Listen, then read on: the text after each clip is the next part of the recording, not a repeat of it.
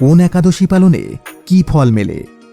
উৎপন্না একাদশী পালনে সর্বসিদ্ধি প্রাপ্তি, শত্রুনাশ এবং পরম গতি প্রাপ্তি ঘটে।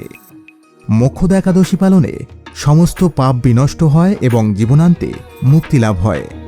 সফলা একাদশী পালনে জাগতিক সুখ ও জীবনান্তে মুক্তি লাভ হয়। পৌষপুত্রদা একাদশী পালন করলে পুত্রলাভ ঘটে এবং পুত নামক নরক থেকে পরিত্রাণ পাওয়া যায়।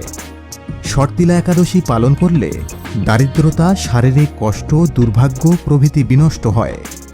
ভৈমী একাদশী পালন করলে ব্রহ্মহত্যাজনিত পাপ নাশ হয়, সকল প্রকার দানের ফল মেলে এবং সকল প্রকার যজ্ঞ ও তীর্থভ্রমণের ফল মেলে।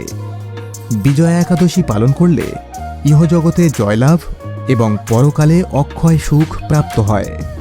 আমলকি একাদশী পালন করলে বিষ্ণুলোক প্রাপ্তি ঘটে। পাপমোচনী একাদশী পালনে পূর্বকৃত সমস্ত পাপই ক্ষয় হয়। কামদা একাদশী ব্রহ্মহত্যা পাপ বিনাশক এবং পিশাচত্ব মোচনকারী। বরুথিনী একাদশী পালনে সর্বপাপের বিনাশ এবং অক্ষয় গতি লাভ হয়। মোহিনী একাদশী পালনে বহুবিধ যাগযজ্ঞ সম্পাদন, বহু তীর্থ দর্শন এবং বহুমূল্য দ্রব্যাদি দানের চেয়ে বেশি ফল লাভ হয়।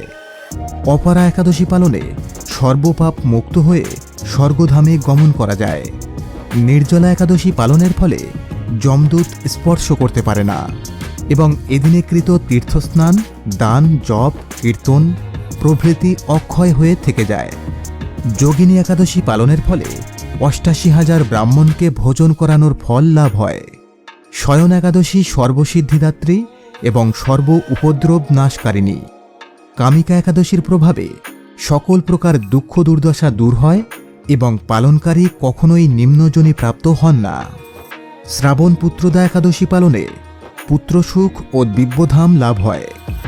অন্নদা একাদশী পালনে শ্রীহরির চরণে আশ্রয় প্রাপ্তি ঘটে। পার্শ্ব একাদশী পালনে ১,০০০ অশ্বমেধ যজ্ঞের ফল পাওয়া যায়।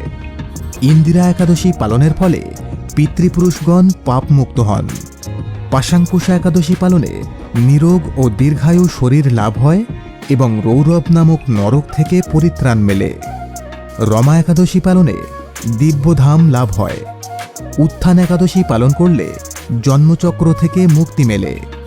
পদ্মিনী একাদশী পালনে শ্রীহরির কৃপালাভ ও ইচ্ছাপূরণ ঘটে।